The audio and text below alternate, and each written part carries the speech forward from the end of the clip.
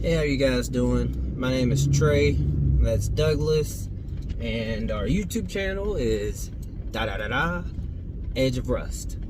We're driving up to where the trucks are today, and we figured we'd start the video off by explaining to you guys how we got into a situation where we have 3 different trucks to restore with varying degrees of difficulty, and kind of how this entire monster project that we've created came to be and where we plan to go.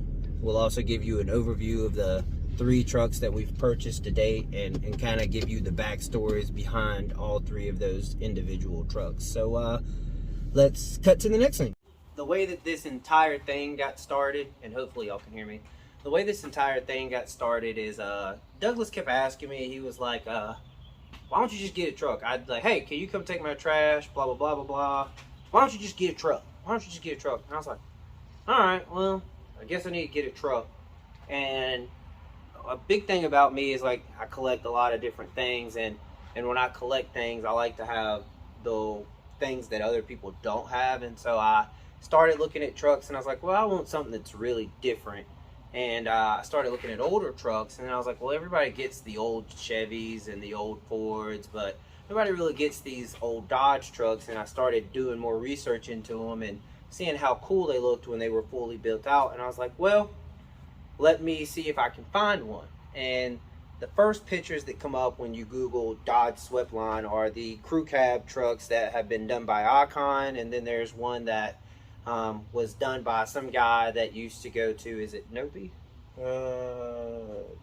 I think he took it to Nopi. It's a black it's a black, yeah, it's SEMA. Black 1970 Dodge D or W, I guess, 200 that he had converted onto a 2014 Ram chassis. And I was like, dude, you know, these are sick.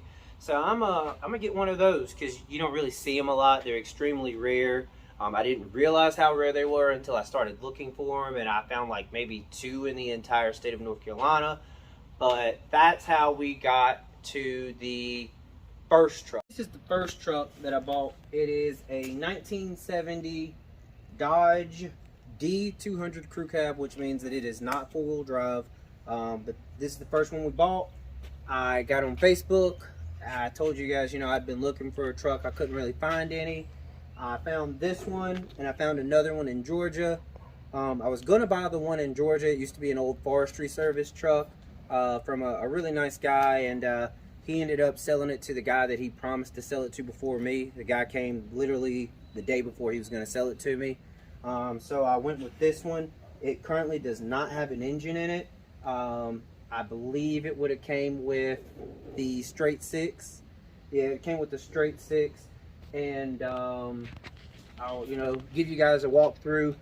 This truck right here cost me $4,000, and honestly, it was worth every penny of it, even without the engine. And the reason being is because there is 0 rust in this truck, especially for the age that it is. It's got a lot of the original pieces. The only thing that I had to do was find a rear door for it, which at the time, I didn't know how difficult that was, but we found the door, so we're good to go. This truck right here will be painted. We'll have a 12-valve P-pump engine put in it, and we will be making it a dually. You really don't see a lot of dually Dodge D200 Crewcabs. We're also probably in the long term going to make it 4-wheel drive, but we're going to try to get it to a point where it's driving first. And I know I told you guys that this is going to have a 12-valve in it, so I'm actually going to show you how we're going to do that. The story behind this truck is really long. I'm going to make it really short. Bought this truck from a guy in Conley Springs. My advice to you all is to never buy anything from people in Burke County, because they will lie to you and they will cheat you out of it. We actually were supposed to start this build probably 4 months ago, and the reason that we're just now about to start it is because this truck has been in legal litigation for the last 4 months. We bought this truck from a guy who said that he just put a brand new P-pump in it. He had just put a brand new P-pump in it, but he welded the shaft from the P-pump to the timing gear. All right.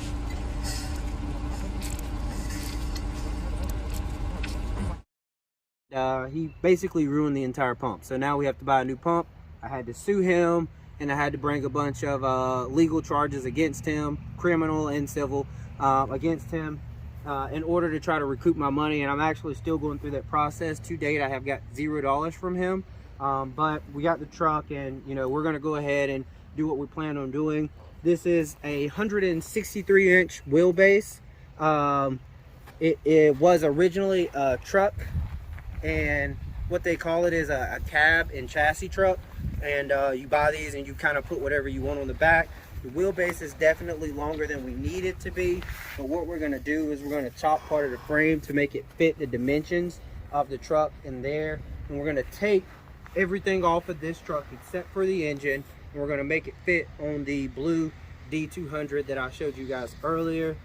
Well, my brother sees something and he wants it. He's going to usually get it, and he's going to complain until he gets it. So this truck was in PA, and of course that's a long drive from North Carolina, so I kind of didn't want to go, but he's going to cry about it. So we ended up going to get this truck, 24-hour trip, made it in one day, and I'll show you about this truck a little bit.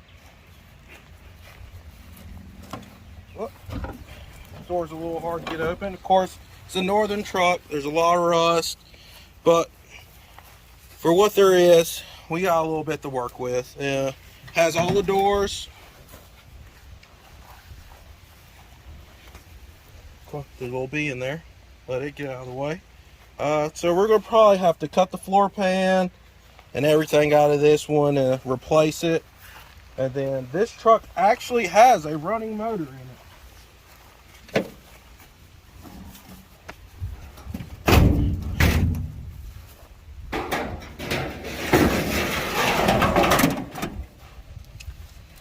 So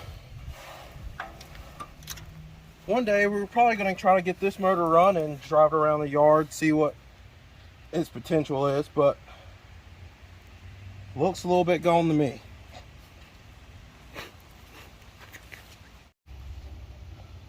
If you want to take some more looks, the floor is basically gone on the inside of it. This will be a lot more work, but this will probably be the last project we start on. But once I get my mindset on something, I'm gonna get it right. And I saw this truck posted online, and I instantly fell in love with the color of it. One thing I do every time I buy a truck is I have a notebook, and I will literally go down the notebook and I will write everything that's missing off the truck. So see these reflectors that are missing, the siding that's missing, I write all that down, so when we go to the places we go to in order to acquire parts for these vehicles, I know exactly what I need so that I can buy it. We don't have to make a trip back because most of these places are really far away. But this vehicle also has what we believe is going to be a running engine in it, and I'll climb up here and show you guys. The reason that I like to leave trucks on the trailer a few days after I first get them is because one of the things I like to do, especially with this one since we know we're going to be working on it soon, is I like to go through with my leaf blower and my shop vac and clean them out as much as possible. This truck had a lot of dirt in it for whatever reason. Maybe it was parked under a tree, not sure. And it's also got some black ants, but we're going to pull the seat out of here and we'll go through and thoroughly clean it. Then it's going to allow us to do two things: assess the damage of the rust and determine if we want to replace, you know, entire floor pans, entire rocker panels. Yeah, I couldn't think of the word. All that stuff. This truck has a running engine in it as well, or we think it's going to be running. Not 100% sure what we're going to do with this truck because I actually plan to daily drive it and use it for my business. If you want to come over to the side, I know this is going to be kind of hard because it's still on the trailer. I'll show you guys the inside of it as well. I think that this is a beautiful natural patina that it's got. I'm actually probably just going to fill in the rust spots where I have to. Have someone paint the rust spots and leave the rest exactly like it is. We open this door. Let's see if we can get in there. Here, I got it. Open this door and give you a look. You can see as I'm kind of OCD, so I've actually already started cleaning it. But you can see we've got some holes in the floor pan, so we're definitely probably going to cut that out and replace it. They have nice little pre-made kits you can buy, and you just basically match it up, tack weld it in, and then weld it in. We're going to do the same thing with the rocker panels, which I hate that this got destroyed, because once again, I just think this green color is so cool. Even the way that the sun's burnt it on the door, you know. The dash is literally perfect to me in the front. And then, you know, I'll put some modern things in here, power steering, possibly even air conditioning, since I am going to be driving this a lot. But this will be the first truck we work on. So a couple people we wanted to thank. I think the first person is going to be Bailey. Bailey actually went with me to get this truck because I, of course, don't have a truck. I was supposed to have a truck, but I don't. I don't have a truck, so Bailey actually took my trailer, and me and him went and got this truck. And then we want to thank Dad for letting us use the 6.4 because my truck's on rubber bands and wasn't going to take that trip because I have bad luck with tires. Yeah, so one thing about Douglas is he doesn't listen to anybody, and he has horrible luck with tires. I think he goes through, what, 6 a year? Probably 6 a year. 6 a year, but I mean, his truck does look decent. Not as good as my trucks are going to look, but his truck looks, you know, 8 out of 10. 8 out of 10. All right. Well, I think that's all the shout outs we have.